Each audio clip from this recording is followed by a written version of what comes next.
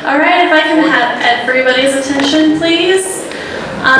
Make sure that you are sitting at the table with the number on your little circle on your name tags, because that is how we organize the dialogue. I want to welcome you all on behalf of the Abrahamic Initiative, and thank you so much for coming today. We have a really good turnout. I'm very excited about that. I am Heidi. I am the chair of our education committee at Abrahamic Initiative. And Abrahamic Initiative was established in 2001. Our mission statement is to foster mutual understanding and appreciation among Abrahamic faith traditions through education, dialogue, and social action. Our vision is to contribute to peace in our community and beyond. We are an all-volunteer organization, and we're always welcoming new volunteers, and if you're interested in volunteering with us and being part of one of our committees or in just getting more information on who we are, see somebody with a host badge on today. There's several of us. Or you can go to our website. Our website is www.abrahamicInitiative.org. We're also on Facebook and Google Plus and Twitter and YouTube and all of that fun stuff, so just look for us. And you can see our pictures and get more information and connect with us. You can also email us at Abrahamic Initiative or info@abrahamicInitiative.org for more information and to connect with us as well. We have a couple upcoming events that I'd like to make you aware of. In October, we're going to have an event on conflict resolution, which is such an important topic right now. And that date is actually not set in stone at this time, but we're going to have it very shortly. So if you continue to check those various avenues that I just mentioned for our event in October, we'd love to have you come back and join us for that. In November, we have an event on November 16th. It is going to be an Interfaith concert, and we're really excited about that. We've got some artists joining us, and we're going to have some really wonderful interfaith music and a time of fellowship. So please join us for that on November 16th. That will be right back here in this very room. And there's more info to come on both of those events. So just please keep checking back with us, and we will make you aware of that. If you are not already on our email list, please put your email on the sign-in tables when you on the sign-in table that you passed when you walked in, and you will get the emails on our upcoming events and things like that. So again, I want to express my appreciation for all of you coming and joining us, and thanks to all the people that put so much effort into getting this event together. And I'd like to introduce Tucker, who is our chair of our dialogue committee, and who's going to be telling you how the day is going to go. So thank you. Okay, good afternoon, everybody. Thank you all so much again for coming. We really appreciate it. I always like to start with the question, who all has participated in Abrahamic Initiative Dialogue already or before? Oh wow, okay, great. So a fair amount of fans, that's excellent. So that means most of you will know how we like to do things, but just in case you don't, I'll give you a brief overview of how the dialogue is going to go, as well as sort of our plan for today. So obviously we're starting in small group discussions. Each of our groups is facilitated by somebody who has a deep background in interfaith dialogue, and they'll introduce themselves when we start the discussion. They will also be our panelists at the end of, in the second half of our program today. So not only will we be having small group discussion, we'll also be having a larger group reflection on our theme, which is again, dialogue, is it worth it?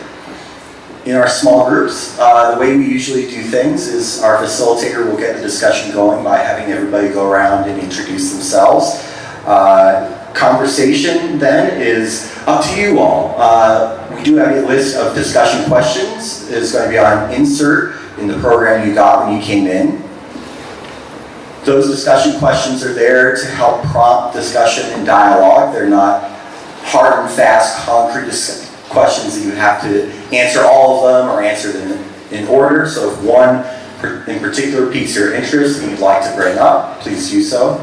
On the reverse side of that discussion question sheet, you'll see our guidelines and agreements. These guidelines and agreements are things that we've come up with in order to facilitate an excellent and safe dialogue experience for everyone. Our facilitators are sort of responsible for keeping those not enforced, but making sure that the discussion proceeds accordingly, that everybody gets a chance to participate, that everybody is respectful of all the other opinions and perspectives around the table, that we are all speaking out of our own knowledge and experience rather than speaking for our entire tradition. It's one essential piece of our dialogue. So feel free to take the opportunity to read through those as you're able. We have a bolded word at the beginning of each, just sort of as a brief overview of what that means. So understanding, sincerity, authenticity, listening, growth, and voice. So again, we ask that everyone who's participating try to abide by those guidelines and agreements so that we're able to create a safe space for everyone. So again, the schedule for today you'll find in your program.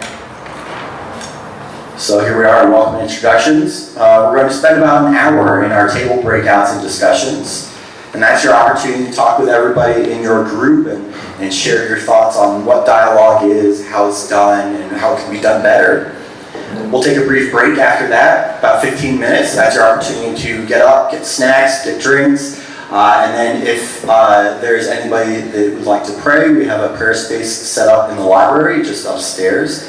And then we'll come back, reconvene at 4:30, and spend another little while with our panelists discussing what they've heard in each of our groups and reflecting on what that means for our practice of dialogue going forward. So that's the general overview. Are there any questions or clarifications that anybody might have needed? No?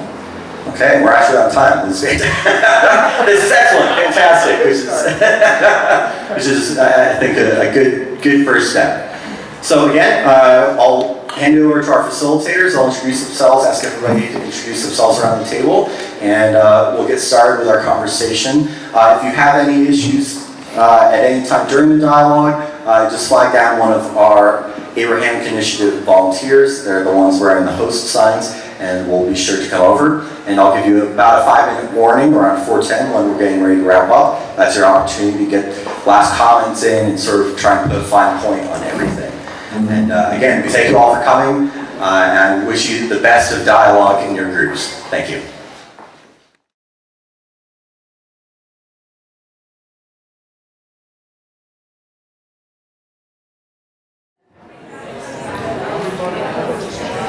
All right, if we can all kind of come back together and find your seats and kind of lower the volume level.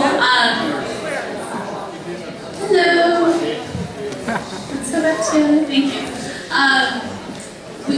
So our panelists have moved up here, and we're going to hear from them now in like a little synthesis of what was talked about at the table.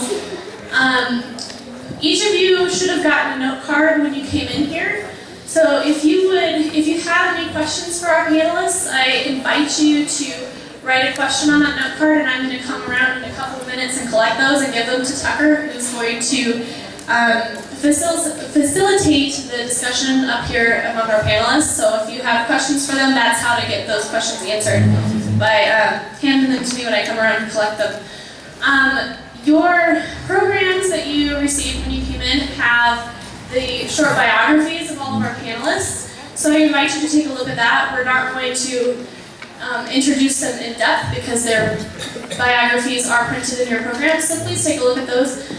You'll see that Stephen Booth Nadav is mentioned in your program, but he was not able to be with us tonight. Unfortunately, he had a family emergency and was not able to make it. So we did have 9, but we have 8 today, so I just wanted to state that he was not able to make it. So please take a look at your programs and get to know all of these people, and thank you again for joining us. Please fill out your evaluations. There should be 8 evaluations on every table. And if you don't have an evaluation, raise your hand and I'll bring you one. Those are really helpful for us to let us know if there's anything that we missed today, or if there's anything that we can do better in the future, or if there's anything that you found particularly helpful and insightful. So please fill out those evaluations for us and bring them to somebody in a host badge or to the sign-in table that you passed when you walked in, and we can collect those. So thank you, and turn your attention to our panelists. Okay, thank you, Heidi. So again, I want to introduce you to our panelists, and that I do want to go down the line and sort of make sure everybody knows who all is up here. We do have name tags, but hopefully everybody's able to see them, but if not. First we have Monier Ludin. Next we have Chuck Jacobs, Greg Movizian, Karima Cook-Masad, Tom Wolf, Hosseini Nasari. Is that right? Okay. For a second there, ooh boy, it's right on the name tag. I can see it from here. I probably should just go anyway. Pat Madsen and Jeanette Baus. So we're going to start our panel discussion here. I've asked each of our panelists to share one thing that they found particularly surprising, insightful, or powerful from the conversations that we've all had today. So I'll just pass the mic down and then we'll go from there.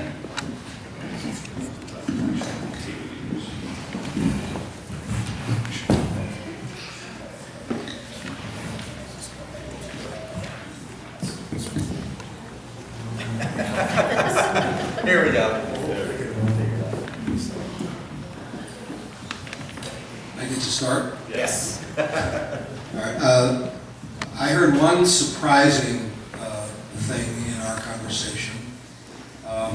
We didn't have an opportunity to get reaction to it. We started off with the idea that there is an atmosphere in the United States of mistrust, fear, dislike of people who aren't like us.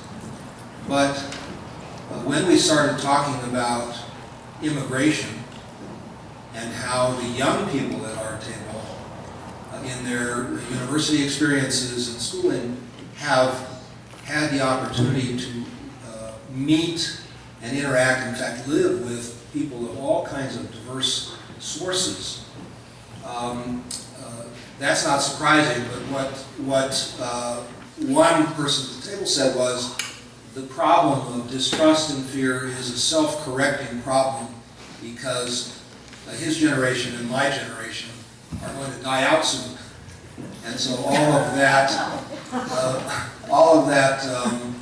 historic sort of prejudice and distrust and so on will go away, and all these young people who have lived in dorms with people from all kinds of diverse backgrounds will have a better time.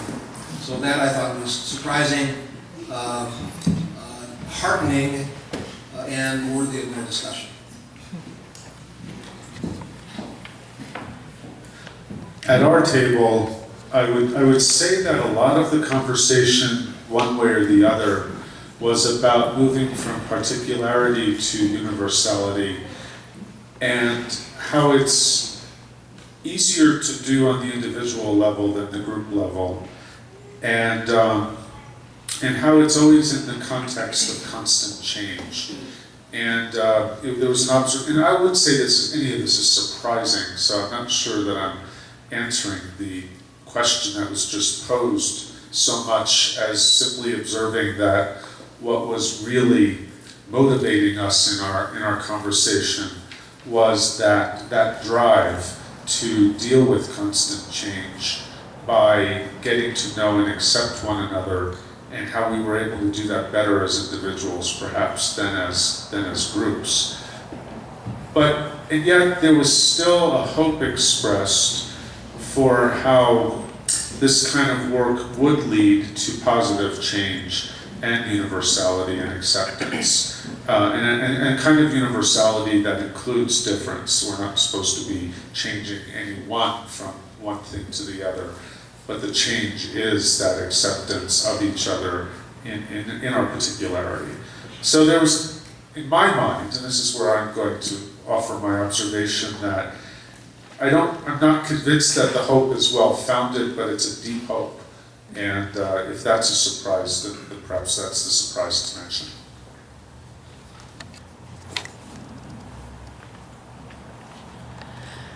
So my group was, that I was talking to, was Table 2, was so on board, they're already there, that I found that I was asking questions just to provoke them, just to try to get more dialogue. And that was my surprise. So I don't know if I'm speaking for the group when I'm saying that this is a surprise. This is more my own observation. Was when we started these Abrahamic Initiative dialogues many, many, many years ago, what we spent our time at the tables doing was explaining ourselves. This is what I believe, well this is what I believe, and this is what I believe. And that seemed to be what was so important at that time. Today the conversation at Table 2 was about how can we continue knowing each other and continue dialoguing for the purpose of promoting community and peace. And that was a huge change for me and in our dialogues here at Abrahamic Initiative, and such a beautiful gift and surprise for me. Oh, you don't have to share. I'm afraid that this might cause something wrong that we don't have to share. Our tables started apart from each other and now they're touching, so this is a good sign for. I want to thank my. The cordless, you almost have to face that machine.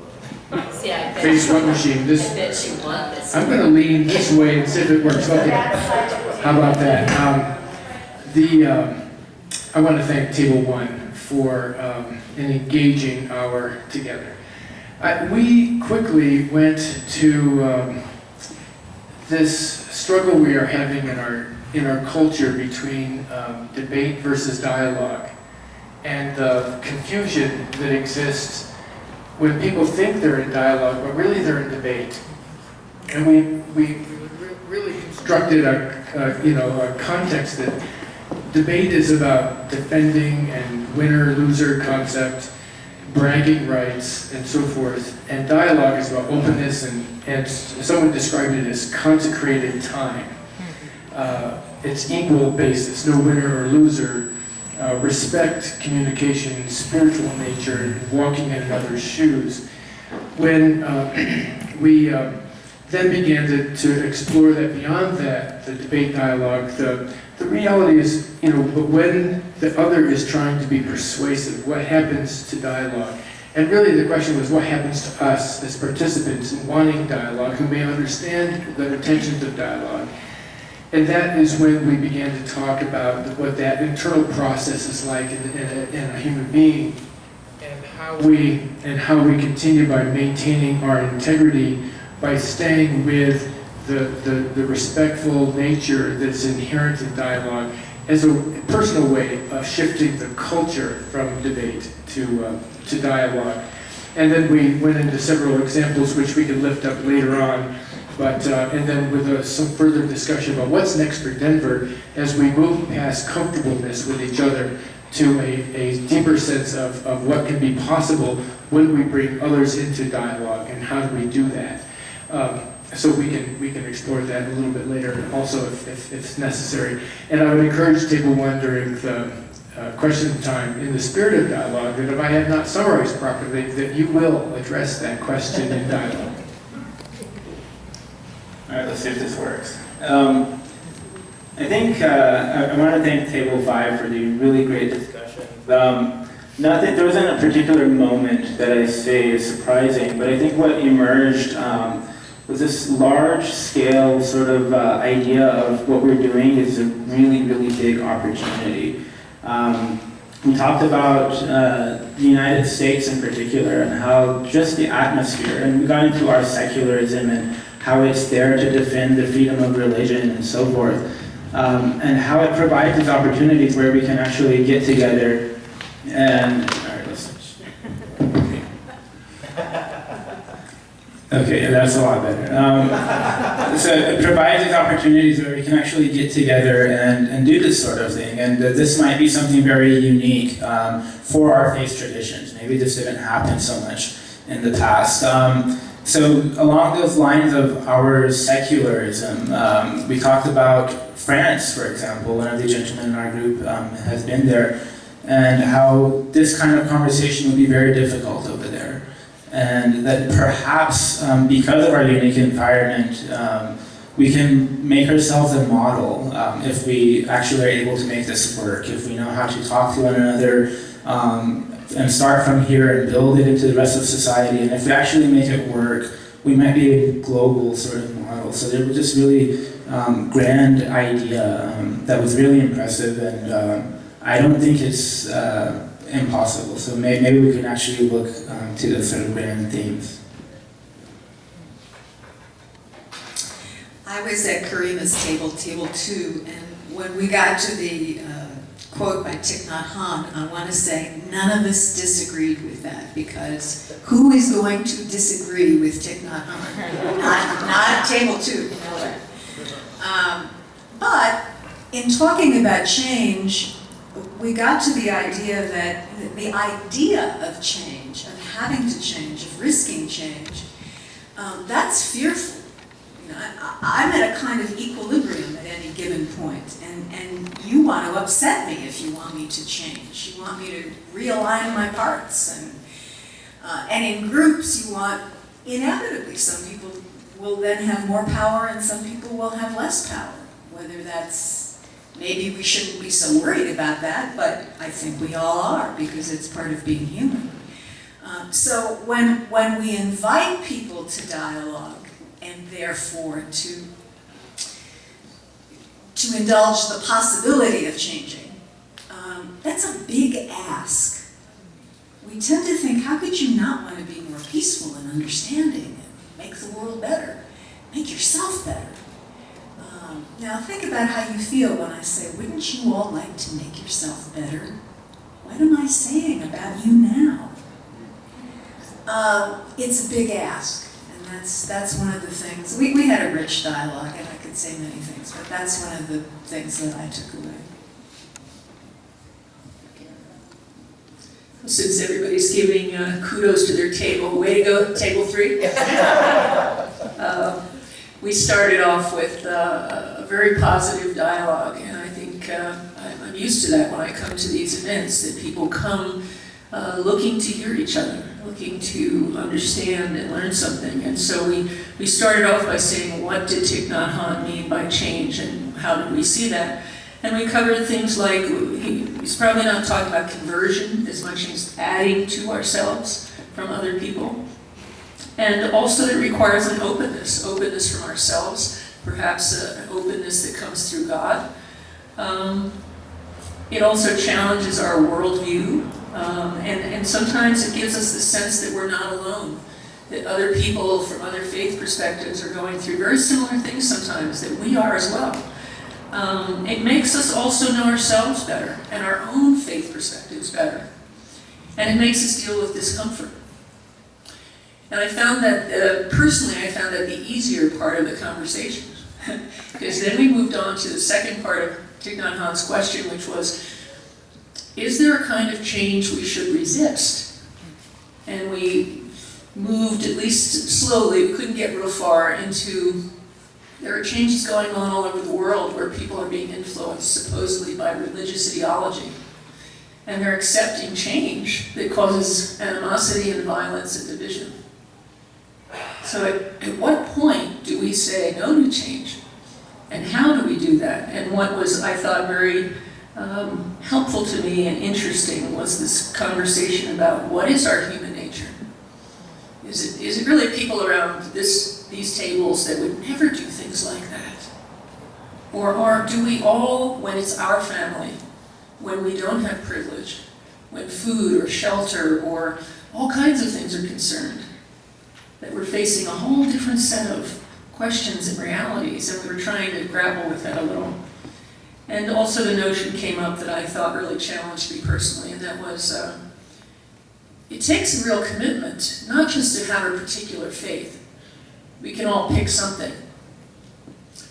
But to have the kind of maturity that we disciple and nurture within ourselves that would allow us to walk into those very difficult situations that maybe many of us don't know today, where our faith really stood the test of saying, no, you cannot touch that child or that person. And that may cost me something, but my faith and where I've matured into it makes me take this stand now. And that doesn't just come by something lightly.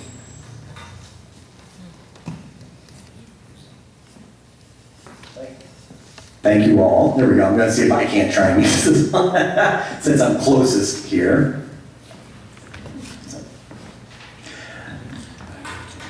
Oh yeah, and now, sorry, I apologize, but Munir gets a try. That's okay.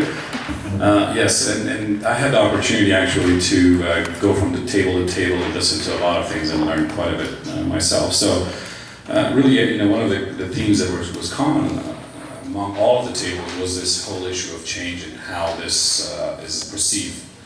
Whether it's often people think that means watering down my faith in order to become part of this larger group, and people who agree with each other and pat each other on the back, versus transformation in terms of getting to a point where I can have empathy for people of other beliefs or ideologies or whatever, or even taking it to the next level where you have compassion for one another, where you actually feel the pain of the other. You actually, your eyes become teary. You become teary-eyed when they feel they have pain inflicted upon them and things like that. I think based on what I heard in a number of the tables, I think that was one of the challenges that it seems like we have within the interfaith community is the misconceptions and misperception of what change means in this kind of scenario. Excellent, thank you, Munir. So we're going to try our best with this one mic, and I apologize for the for the kind of technical limitations. But I was wondering if anybody had any responses to anything any of the other panel members had to discuss or indicated. If not, I have plenty of questions myself. No? Okay. One of the questions I did have, Karima, you mentioned that Abrahamic initiatives started these dialogues a while ago, and at first there was sort of this this process of explaining ourselves, right? Of just being in the same room and being able to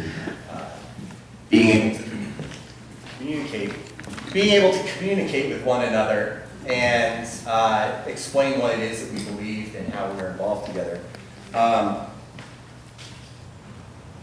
My question, and this gets to one of the questions that was asked by our audience, was their question was, what was the most critical reason to begin this dialogue meeting?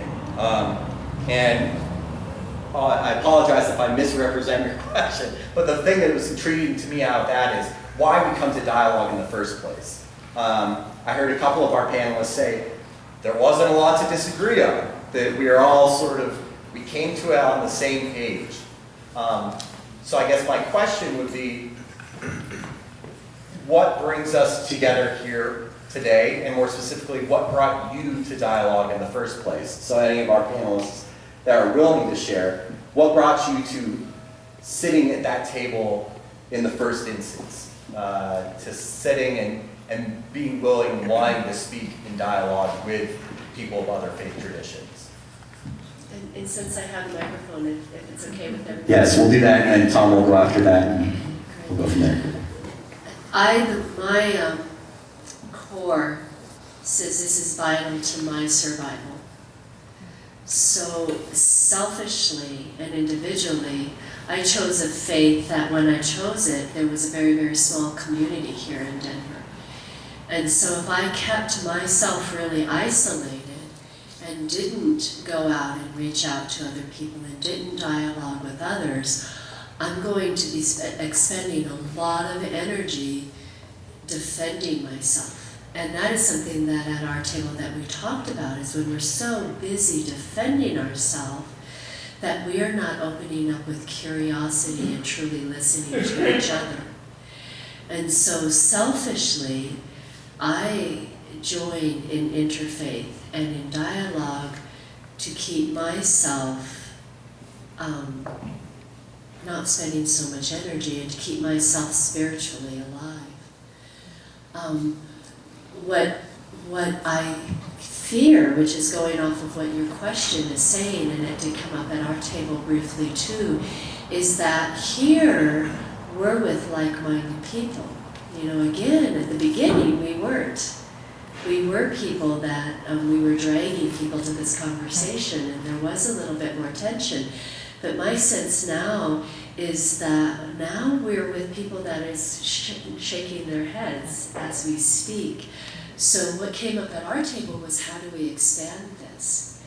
And one thing that I've noticed for me, and the question at our table in particular, was this is Abrahamic initiative with an assumption that everybody here does believe in that lineage of Abraham and in God. What about people that aren't involved in that? So how can we expand this even farther beyond religion? So Tom. Thank you. One of the reasons I'm here is because I do enjoy it and believe with my whole being that it is dialogue that's going to take this civilization on Earth to a different place, a much needed place. And that may sound extreme, but I really don't mean it to be exaggerated in any fashion. But and I love the fact that, you know, we can talk about how we discover commonalities, because I think that's really important. But I think the gift for me that dialogue brings is that it allows us to identify our unique narratives, and even those that have very distinct, conflicting natures, one to the other. And what dialogue does for us is allow us to surface those narratives, deal with the conflict in them, and be constructive together, eventually, around those. And so, for me, that's the evolutionary process that I think communities are facing. We find people who are really interested in dialogue, and they come together in one mind around the importance of dialogue, and that's like the first step of the next layer of dialogue, of what is really going to be accomplished by the shared value and discipline of the discovery of dialogue. Okay, let's go to Greg, and then we'll go back to Hossein.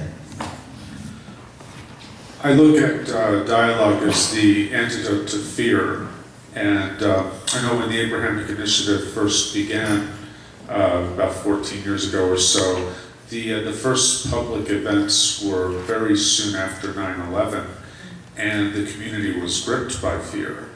And what came out of the Abrahamic Initiative was really a momentum towards hope and embracing each other and resisting the fear.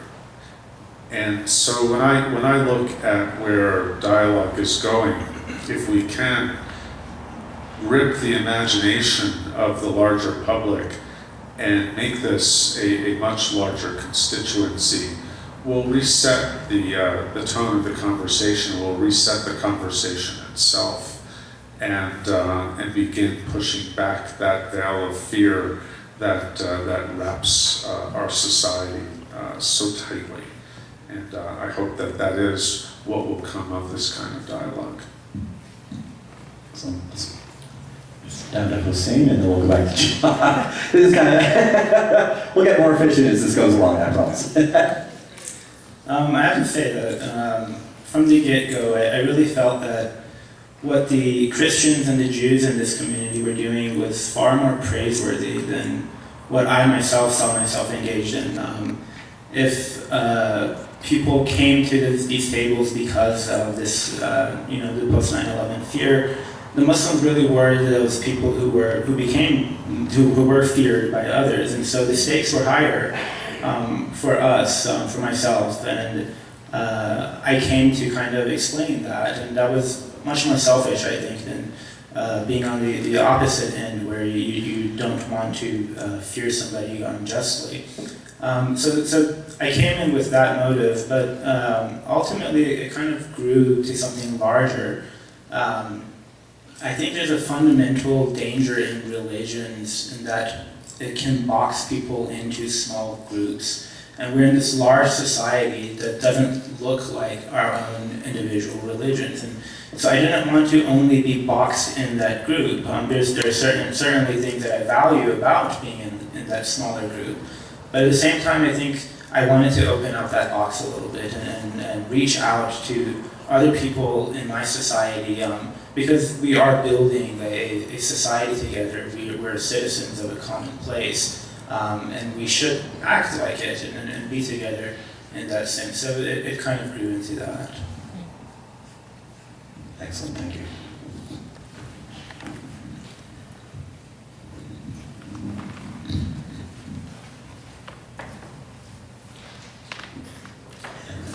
I come to this process from a more practical perspective.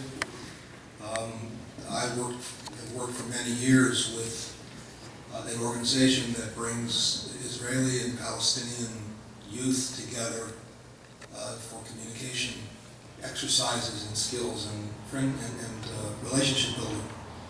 These are people who come ignorant of each other's backgrounds often, ignorant of each other's problems, pain, experiences, and in a situation where they are in fact enemies.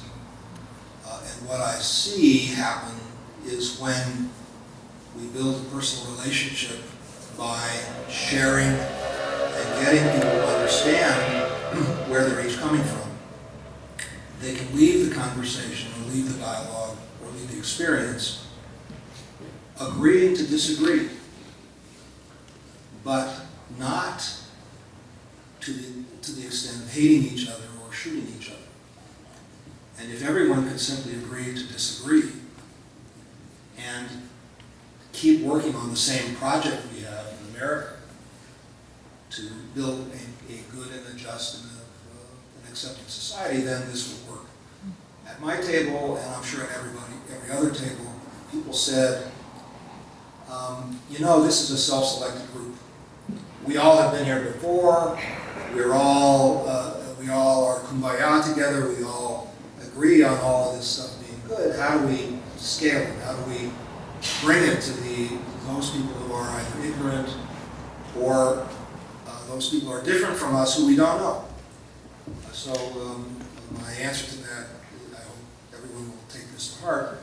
Next time you come to an Abrahamic Initiative event, don't come without a friend. That's the only way we can grow this. Because we can all sing the same tune here all day long. But for a few guests, I think we do have a few first-time guests here, but not so many. We need more.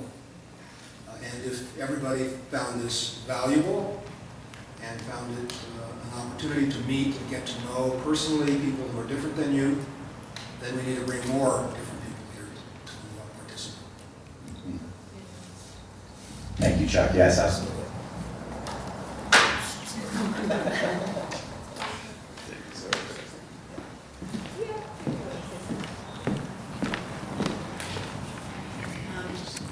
The reason I started coming to these dialogues was really very, very simple.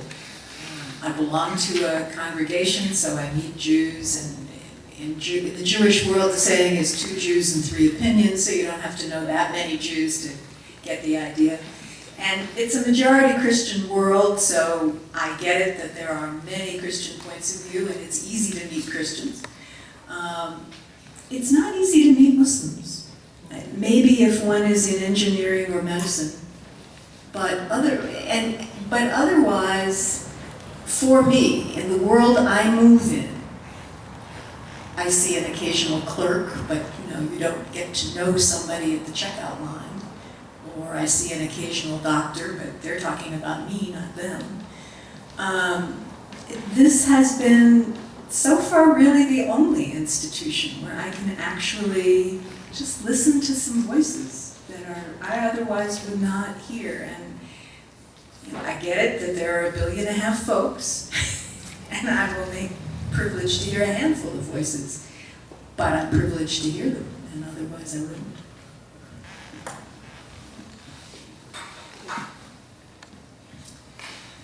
The Abrahamic Initiative is only one small piece of a much larger world that I revolve in, but it's a world that I touch base in on occasion.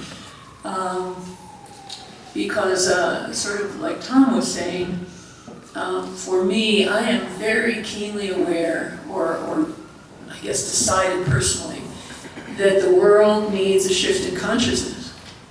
And I mean that in all the ramifications of that. I don't mean just in dialogue or how we speak, but I mean literally in human consciousness. And so for me, dialogue is one aspect of that. It's not the whole of that. Part of it is me working on me and my faith journey. Part of it is doing social work and social justice work with other people. It's a whole lot of things. But I am very aware that we're in a world today, and we're very aware of this world because of 24/7 online, digital, whatever it is. We know what's happening everywhere. And we're in a world where we're very aware of the amount of power we have in our weaponry, of climate change and the potential impact we're moving toward, of population increase and what that will mean in terms of water and scarcity. And so if we don't have a shift in consciousness around how we see each other, especially those of us who think of each other as quite different, probably what we're seeing now will look even worse. And so the only hope I have, truthfully, is that we shift literally our consciousness. For me, this work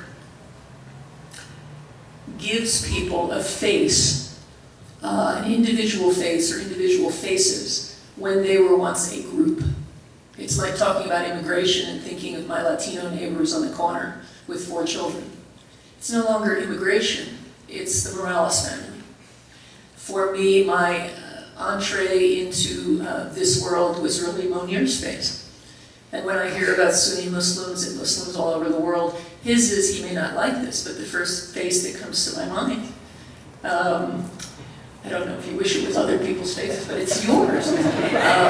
Because he was one of the sweetest, kindest men that I had met doing something called the Peace Forest. And we planted 100 trees together with Muslims, Christians, and Jews. And it was a Jewish Christian friend of mine that introduced us. And he has become a face rather than a group, along with some of you. The second reason for me, besides the face reason, is it's a chance to share resources.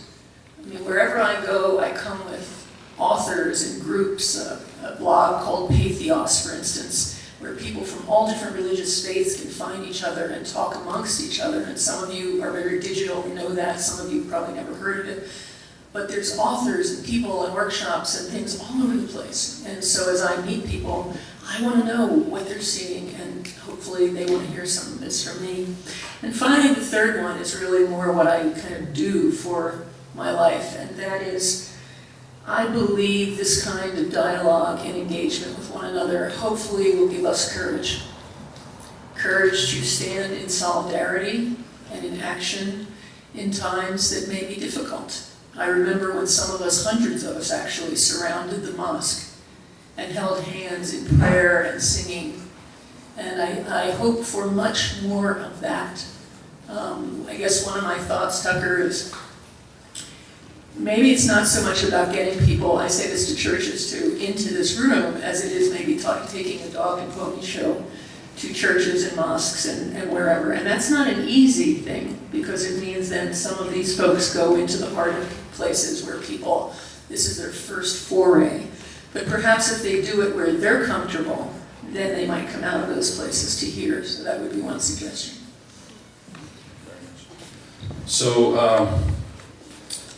it was, I think, just a couple of days after September 11th, 2001, Jeanette just mentioned, where I got a call and they said, could you come to the mosque because there was an interfaith event going on.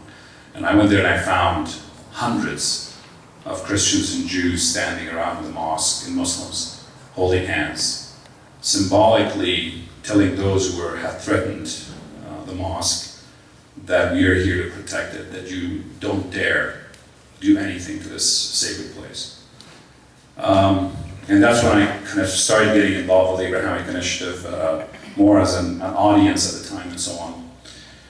But about a week ago, I was sitting and watching television. I generally don't watch television. I use NPR as my only source of information. I was watching television and I told my wife, I said, Linda, these people hate us. We're surrounded by people. These are experts getting on television, talking as if they know what they're talking about, and yet they are telling America how terrible Islam is and how terrible Muslims are and that how they should be treated and so on and so forth. I said, we have a lot of work to do. So like Karima and like Hussein and others, for me as a Muslim, this is a very selfish thing too.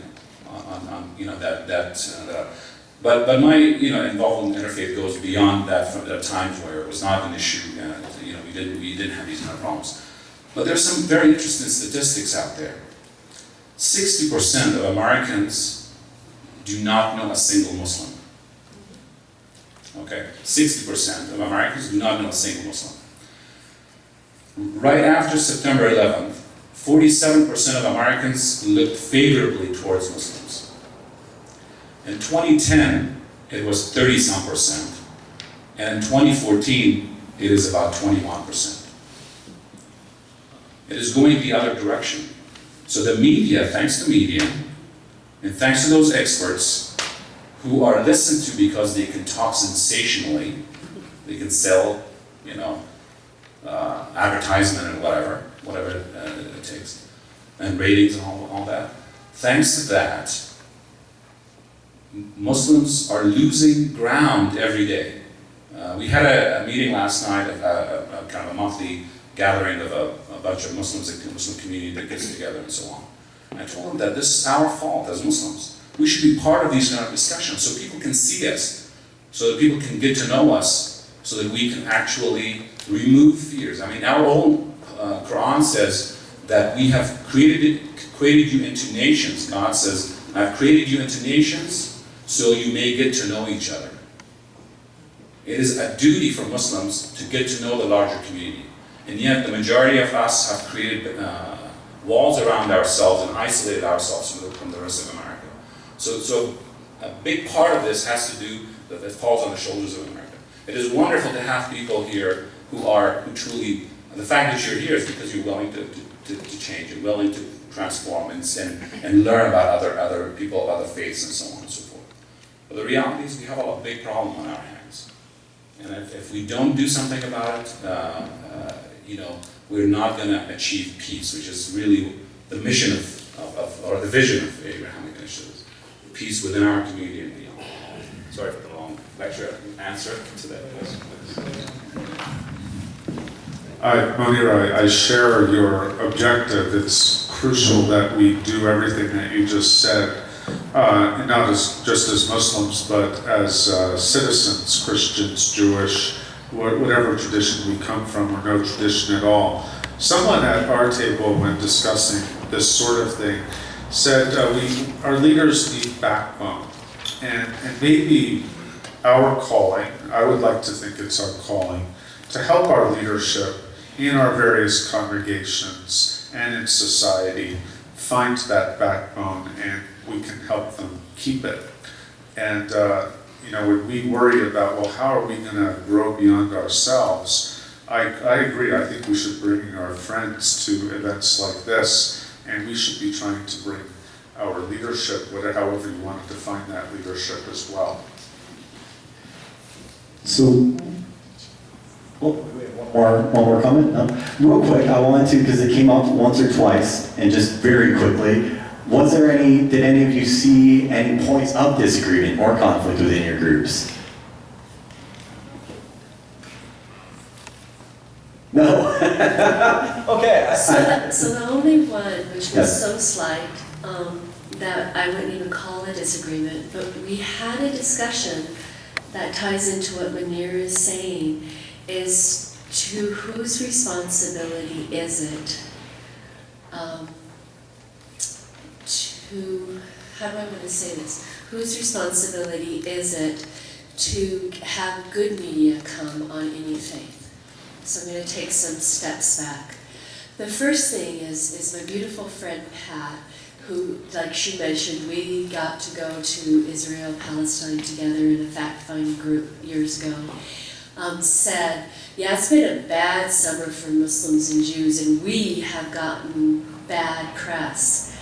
And there was this tingling sensation in me that she included me in the we. You know, that there was almost kind of an ally type of thing going on, that it's not just us crazy terrorist Muslims that were getting bad press. And then someplace in there in our group there was a discussion about that we need to act with good faith to show people that we're good. And because I said that I was asking provocative questions, I wanted to ask, is that, for example, as a Muslim, is it my job to behave well so everybody else knows that all the Muslims in the world are good? Is it a person who is from the Catholic religion to behave well and disagree with things that are going on in leadership in the Catholic religion to prove that I disagree with what's going on? Do I need to depend on a person who is Jewish to speak up and say, I disagree with the government in Israel? So our discussion was about, so if we're saying that that's not fair, that that's not my job, that I don't always have to show up to everything and represent Muslims, and what do we need to do? And a beautiful soul at our table, and I think our table agreed, was we need to be allies. So that's a little tiny bit of a disagreement that we batted around, but I myself personally loved this idea of dialogue isn't just about that we're learning about other, but also we're learning how to be allies for each other, even when we disagree. Excellent. So we're getting a little short on time. I wish we had a million more hours and minutes to talk. Maybe not a million, but at least more than we have. Sort of getting to the last piece of where do we go from here, and I've kind of heard it from a few of our panelists. What I'd like to do is just, again, sort of go down the line and give everybody a chance to speak. 1 or 2 sentences on what you think we need to do as a interfaith community to begin broadening and enriching these opportunities for dialogue. Chuck had one suggestion. Bring a friend. Invite that one friend. I'll yield one of my sentences. Sure. Bring a friend. Great, thank you. Well, one thing that was mentioned at our table was that while nobody really agreed about, no one wanted debate, that was just the wrong word to use, dialogue seemed to be boring if it was just merely polite dialogue. And so I think there was a desire for discussing differences, but we were not conclusive on how to do that. People did want to hear differences, kind of make it a little bit more difficult than it has been so far. Just not sure how to do it yet. We talked about the possibility of moving dialogue to among people who have real differences of opinion, particularly around the Middle East. That's what came to mind to us. But recognizing that a formation of a group of people who are willing to make a long-term commitment, ongoing, regularized commitment to having dialogue around these difficult issues, recognizing that dialogue matures over time, and that people find each other and can then have absolute disagreements, but that trust and that friendship forms over time, which really makes that constructive. So not about dialogue, but about the focus being on very difficult issues, and then that long-term process of opportunity to explore. Excellent. I think we'll go to Greg, Karima, and then Pat and Janae. Our group, in talking about points of disagreement, what happens when we disagree, seem to feel that rather than ignoring differences, jump in and focus on talking about them in order to get to know each other better. I do think that depends, to be successful, that depends on building trust and empathy with each other. But in the process, you can begin to talk about those things and find them interesting rather than threatening. Beautiful. I just wanted to repeat what I had already said earlier, was to open up the dialogue to other people, to reach out to other people, and maybe even consider that we're not the Abrahamic Initiative, but we are something else initiative, just to be more inclusive.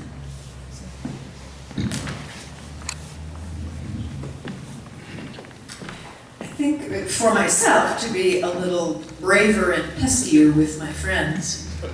Nudge harder.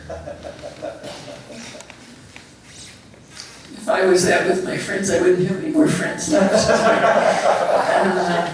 Let's see. I think to go back to what I said before, I think to find ways to go out. For me, that would be sort of like our Peace Forest initiative. I think to find some actions, and I haven't given much thought to those, but to find some actions people can do together, to also go to media and be able to say, we have a group of 50 people committed to doing X or Y together. It also occurs to me that whenever I look at things in this kind of gathering, or especially in mainline progressive Christian groups, the age in the room is usually somewhat higher than is really out in the public. So I wonder where younger people are as well. So it makes me question whether dialogues or conversations can be held, for instance, in schools or other opportunities like that, so that the age goes down a little bit on average in the room, and we really start to get young people involved in these conversations and actions. I think the Peace Forest was a great way to see families coming out together with little children, teenagers, digging trees, singing some songs together, hearing a prayer. So something like that. Great. Yeah, I mean, what I'd like to ask is that all of us here, coming to events are wonderful. Being part of these dialogues are essential and necessary. But we need to get involved and become actively involved. As you all know, Abrahamic Initiative is a all-volunteer organization. We have a number of committees focused on different aspects of what we do. Tucker is the chair of our dialogue committee. Heidi, who started the meeting earlier, is the chair of the education committee. Juan, who is filming the event, is the chair of the PR committee. And Megan is sitting over here. She is the chair of our social action committee. And Jill is over there, and she's the chair of our outreach committee, and so on. As you can see, some transformations have happened within the Abrahamic Initiative based on the kind of conversation that you all had. So we've recorded a lot of the things that you've said here. But the reality is that we are transforming. Abrahamic Initiative is moving in the kind of directions that the leaders of our interfaith community are talking about. And we're learning some new ideas here to kind of do even more. We are considering to look, as Karima suggested, beyond the Abrahamic faith traditions. We always invite peoples of other faith traditions to come to our events, but we are actually planning in this year to have a number of, starting with a few events that are, we call it Abrahamic Initiative Plus events, where we would have actual panelists who would belong to other faith traditions as well. So that's one aspect of what we're doing. We are also taking into consideration the kind of thing that you suggested in terms of where's the youth, and we do need to really cater to them. And also something else that came up here as a result of the discussion is that we need to get involved in some more, I wouldn't call dialogues boring, but if we said that, okay, it's boring, we need to make it a bit more exciting. We have some plans to work with the DU Conflict Center in October to kind of set up a workshop where we actually create conflict and then we transform conflict to opportunity. Those kind of events. We are going to also, and I still need to propose this to the steering committee, so where the vision is that we do need to delve into some of the more complicated and complex issues. So we're working with building bridges to, as well as DU and hopefully with ILIF's help, to actually create that sort of difficult, complex, and sensitive dialogue. So that the subject matter is very difficult, but that we have expert facilitators who know how to deal with conflicted dialogue and how to kind of get us through it, and so on and so forth. Very good, great point. Dinner groups, another thing that came up as a result of this discussion is intimate, long-term friendships that start with dialogue but go well beyond that. The Abrahamic Initiative has had 2 dinner groups for the past 10 years. Well, the first one was 10 years and the second one about 7 years. And we just started 3 new dinner groups about a few months ago, well, about a year ago or so. And so we have 5 dinner groups going right now, and we're planning to have tens of these dinner groups made up of 12 members of the 3 Abrahamic faith traditions and so on. So there's a lot of that sort of stuff going on, but we captured a lot of the other ideas that came up here. And so with your help and support, we need volunteers, we need people who have time. We don't put a lot of pressure on our volunteers. We give you a specific task and you help us with that sort of stuff. So please let us know if you can help in that sense. All right, thank you so much. So I wanted to thank again all of our panelists and / facilitators for helping us today. We greatly appreciate your involvement and your assistance towards making this a long-term invested dialogue. I will invite now, I think Heidi is going to give us our closing remarks, and we have some gifts for our facilitator panelists to say thank you for their taking the time to help us out today. Again, it's greatly appreciated, and thank you to all of you for coming and participating. Heidi will close us out and get us on your way.